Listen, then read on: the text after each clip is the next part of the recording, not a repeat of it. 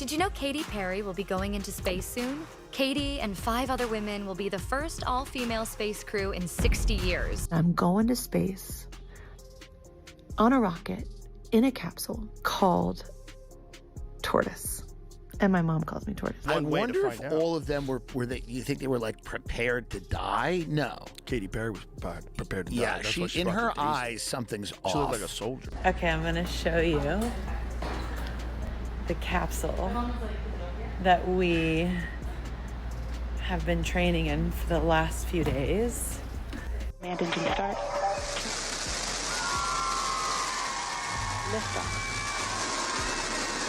Got it? 1, 2, 3, take up space!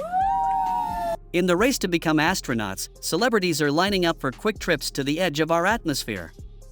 But what if these highly publicized missions aren't what they seem?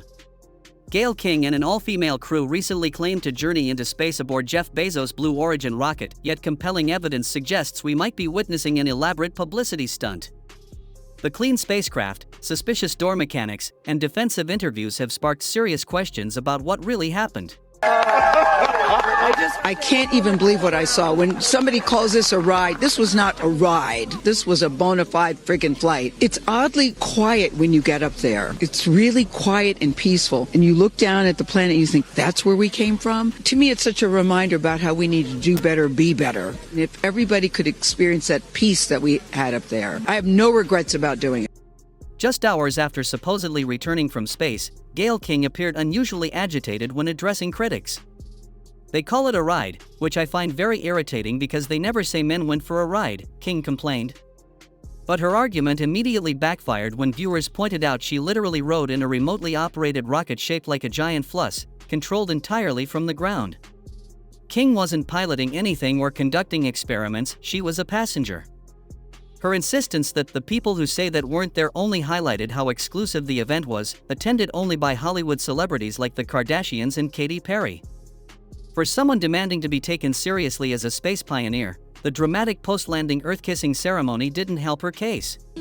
I will never be the same. I mean, when you get up there and you see the Earth, and it's so beautiful, and it just fills the screen, and it's not just your window, it's like everybody's window, and there's no boundaries, there's no border, there's just Earth. Perhaps the most damning evidence comes from the capsule itself.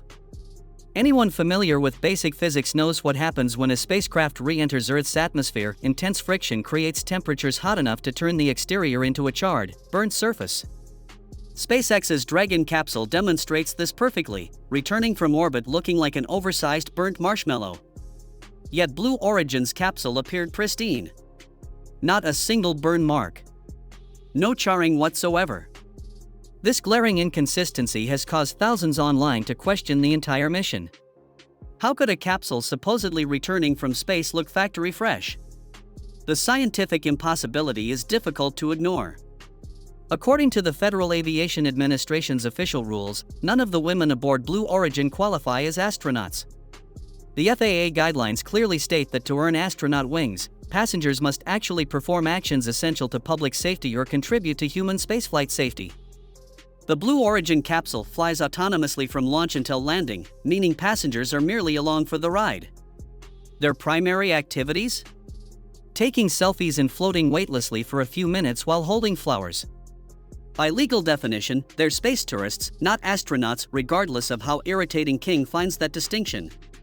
The most revealing moment came after landing when footage showed the capsule door opening from the inside. Aerospace engineers immediately flagged this as a major red flag. Spacecraft designs typically feature doors that open outward and require technical teams to unseal them from outside, especially after experiencing the extreme conditions of space travel. In the video, we see a Blue Origin staff member frantically running toward the capsule shouting, "Don't open the door! Don't open it!" Jeff Bezos then approaches with what appears to be a prop tool before ceremoniously opening it himself.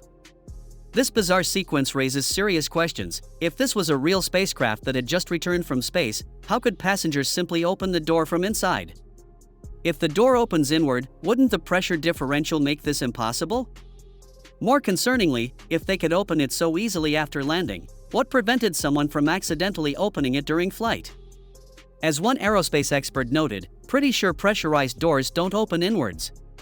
The capsule looks like an inflatable tent. This technical impossibility has become the smoking gun for many skeptics. The only footage released showing the women experiencing weightlessness is equally problematic. While they're clearly floating, this effect can be easily achieved without going to space. For decades, aircraft like NASA's Vomit Comet have created weightlessness by flying in parabolic arcs, no space travel required. The plane climbs steeply then descends rapidly, creating about 25 seconds of weightlessness during each descent. This technique has been used for astronaut training and film production since the 1960s. Could Blue Origin have utilized this well-established method rather than actually launching these celebrities into space? The inconsistencies have triggered widespread doubt across social media. Comments like "Who else thinks the Blue Origin flight was Hollywood fake?" and "You can tell it's fake, produced soundstage, lighting, and shadows all wrong" are flooding discussion threads. Others question, why are we going through all this trouble? Is it a distraction from something? The growing consensus among skeptics is that the mission was staged possibly to generate publicity for Blue Origin while avoiding the actual risks of sending untrained celebrities into space. If these allegations prove true, it would undermine the entire concept of civilian space tourism. The technical impossibilities surrounding the door mechanism, the pristine condition of the capsule, and the defensive posturing of participants all point to troubling questions about the authenticity of this highly publicized mission.